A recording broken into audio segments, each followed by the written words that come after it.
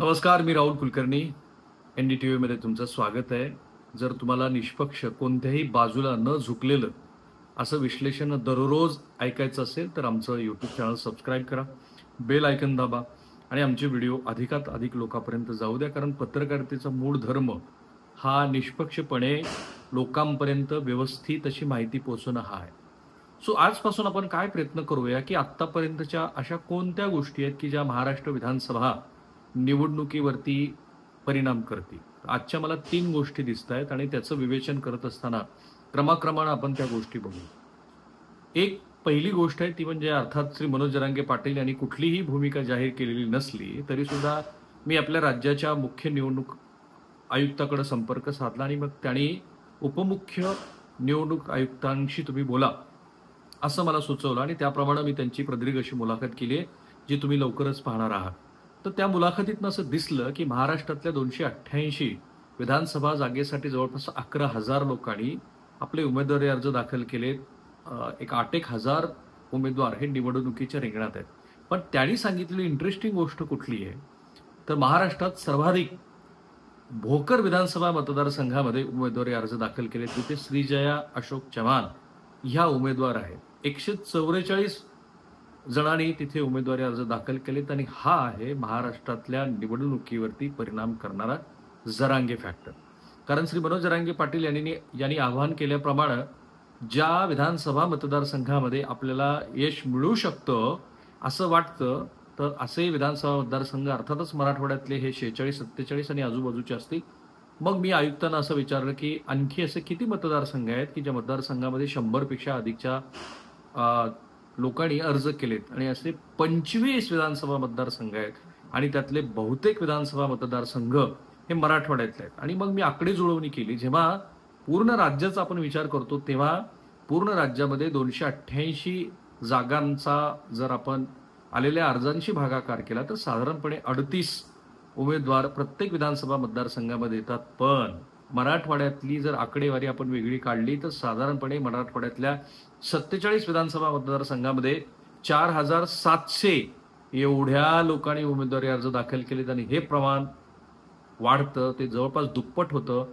69 उमेदवार प्रत्येक विधानसभा मतदारसंघामध्ये मराठवाड्याचे आहेत.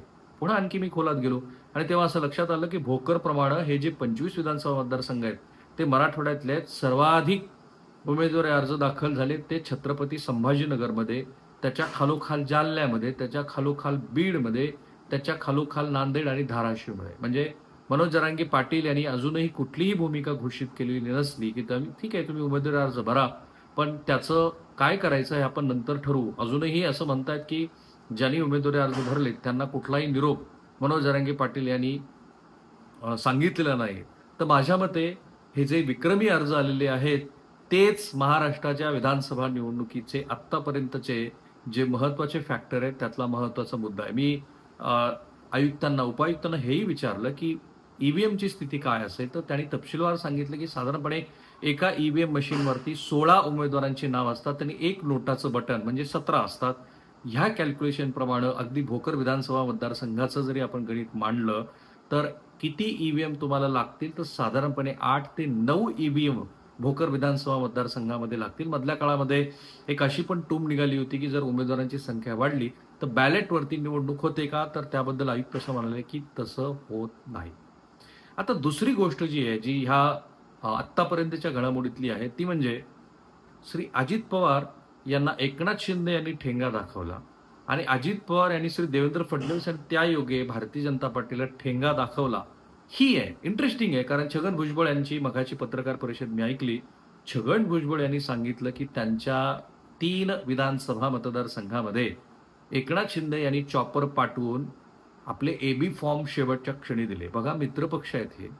तीनही मित्रपक्षांनी एकमेकांच्या विरोधामध्ये उमेदवार उभा केल्यात. त्याचं विश्लेषण पुढच्या टप्प्यात करूच आपण, तोही तिसरा महत्वाचा भाग आहे. पण ज्या इगतपुरीमध्ये मनसेच्या उमेदवारासाठी एबी फॉर्म एकनाथ शिंदे यांनी पाठवला होता, तो एबी फॉर्म त्या उमेदवारानं मनसेची उमेदवारी घेतली म्हणून शिवसेनेचा घेतला नाही. म्हणजे इथे सरळ सरळ अजित पवार यांच्या ज्या सरोज आहिरे आणि झिरवाळ यांच्या विरोधातल्या उमेदवारांना एकनाथ शिंदे यांनी जे बळ दिले ते एक प्रकारे एकनाथ शिंदे यांनी अजित पवारांना ठेंगा दाखवला अर्थात त्याच्या मागे अनेक कारणं असावी, जसं सुहास कांदे यांच्या विरोधामध्ये छगन भुजबळ यांच्या पुतण्यानं म्हणजे समीर भुजबळ यांनी घेतलेली भूमिका, समीर भुजबळ यांच्या भूमिकेमुळं नांदगाव सोडून सुहास कांदे यांच्या सुवेद्य पत्नीनं येवल्यात छगन भुजबळ यांच्या विरोधामध्ये भरलेला उमेदवारी अर्ज, दोघेही ओबीसी नेते आहेत आणि अशा ओबीसी नेत्यांच्या विरोधात एकमेकांच्या कुटुंबातल्या सदस्यांनी उमेदवारी अर्ज भरला आणि हे घडलंय ते अजित पवार यांच्या पक्षातल्या एका सदस्यानं आधी एकनाथ शिंदे यांना दाखवलेल्या ठेंग्यामुळं आणि दुसरा झालाय ठेंगा दाखवलाय तो एकनाथ शिंदे यांनी अजित पवार यांच्या पक्षाच्या उमेदवारांच्या विरोधात. तिसरी याच घटक पक्षातल्या मित्र पक्षातली महत्वाची गोष्ट काय, मी नागपूरचं हिवाळी अधिवेशन कव्हर केलं आणि तेव्हा श्री देवेंद्र फडणवीस यांनी आपल्या ट्विटर हँडलरवरून नवाब मलिक यांच्या संदर्भात आम्हाला त्यांच्याशी महायुतीतला घटक म्हणून वागणं कसं अवघड आहे, विशेषतः नवाब मलिक हे देशविघातक कृत्यामध्ये सहभागी आहेत, कारण हाच मुद्दा जो अजूनही सिद्ध झालेला नाही असं स्वतः अजित पवार म्हणाले की नवाब मलिक यांच्यावरचे जे आरोप आहेत त्याच्यात मला तथ्य नाही असं वाटतंय. कोण म्हणतंय तर महायुतीतला एक घटक पक्षाचा प्रमुख दुसऱ्या घटक पक्षाच्या महत्वाच्या नेत्यांनी केलेल्या आरोपाबद्दल. आणि तेव्हा काय घडलं होतं, जेव्हा ट्विटरवरती देवेंद्र फडणवीस यांचं हे पत्र आलं त्यानंतर नवाब मलिक या अधिवेशनामध्ये कुठे बसतात याची चर्चा झाली. नवाब मलिक अक्षरशः एकच दिवस अधिवेशनाला हजेरी लावून परत आले आणि त्यांच्या फोटोची चर्चा झाली होती, परंतु नवाब मलिक यांनी काही पक्ष सोडला नाही, ते आपल्या अजित पवार यांच्या नेतृत्वातच काम करत राहिले आणि त्याचं फळ म्हणून त्यांच्या कुटुंबात दोघा जणांना उमेदवारी दिली. पण इथे अजित पवार यांनी देवेंद्र फडणवीस आणि भाजपला ठेंगा कसा दाखवला तर अगदी शेवटच्या क्षणी नवाब मलिक यांना थेट उमेदवारी अर्ज देण्यासाठी एबी फॉर्म दिला आणि 5 मिनिट शिल्लक असताना नवाब मलिक यांनी उमेदवारी अर्ज दाखल केला. एका अर्थाने भाजपची अडचण आहे की जसं अजूनही महबूबा मुफ्ती यांना बरोबर घेऊन काश्मीरमध्ये तुम्ही सत्ता स्थापन केली, ह्या प्रश्नाचं नीट सरळ लोकांना पटेल असं उदाहरण भारतीय जनता पार्टीला उत्तरादाखल सांगता येत नाही.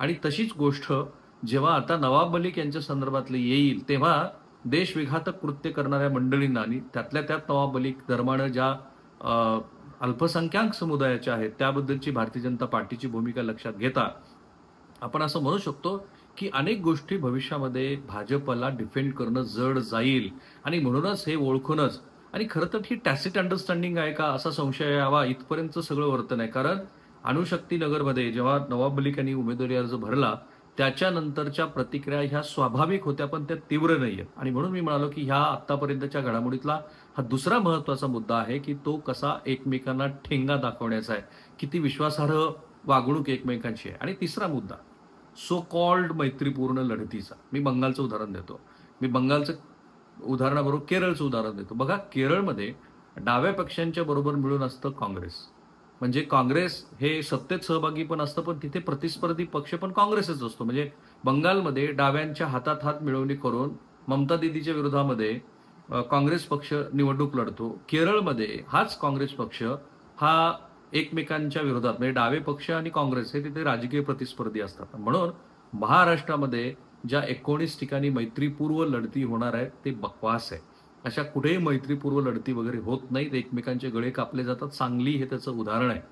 त्याला कुणीही मैत्रीपूर्ण लढती वगैरे असं म्हटलं नसलं. आणि रमेश चेन्नीथाला जे काँग्रेस पक्षाचे महाराष्ट्र प्रभारी आहेत त्यांनी पत्रकार परिषद घेऊन कुठेही मैत्रीपूर्व लढती होणार नाहीत, मैत्रीपूर्ण लढती होणार नाहीत असं जरी सांगितलं असलं तरी तेही थोतांड आहे. कारण किती उदाहरणं देऊ, सोलापूर मध्ये आहे, पंढरपूर आहे, परांडा आहे, विदर्भातल्या नागपूरची स्थिती आहे, मुंबईमध्ये 2-3 कॉन्स्टिट्युन्सीज आहेत.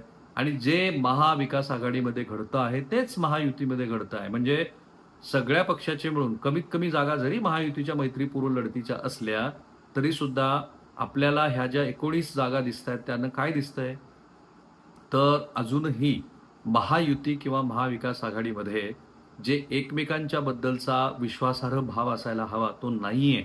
अजूनही या क्षणापर्यंत कोणत्याही युती किंवा आघाडीनं राजकीय पक्ष म्हणून आपण श्री शरद पवार यांच्या राष्ट्रवादी काँग्रेसनं घोषणा केली आहे की आमचे अधिकृत उमेदवार एवढे असतील, पण तो पक्ष वगळता एकाही आघाडी किंवा युतीनं आमचे नेमके उमेदवार किती हे सांगितलेलं नाही. म्हणून मी म्हटलं की क्रोनॉलॉजिकली ह्या 3 ज्या गोष्टी आहेत महाराष्ट्र विधानसभा निवडणूक 2024 वरती मोठ्या परिणाम करणाऱ्या आहेत. उलट्या क्रमानं जर आपण गेलो तर ह्या ज्या 19 जागा आहेत त्या जागा पुढे जाऊन युती आणि महाविकास आघाडीतले जे एकमेकांबद्दलचे संबंध आहेत ते बिघडवायला कारणीभूत ठरू शकतात. दुसरा मुद्दा जो होता तो म्हणजे एकमेकाला ठेंगा दाखवणं.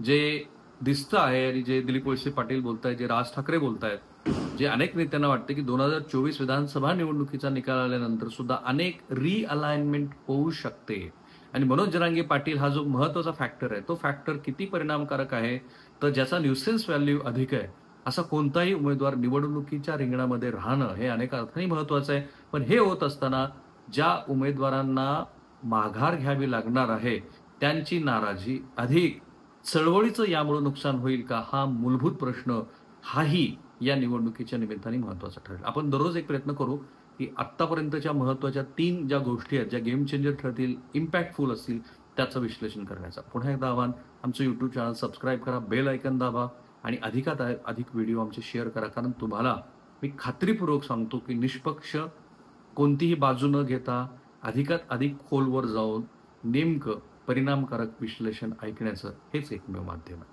थांबूया.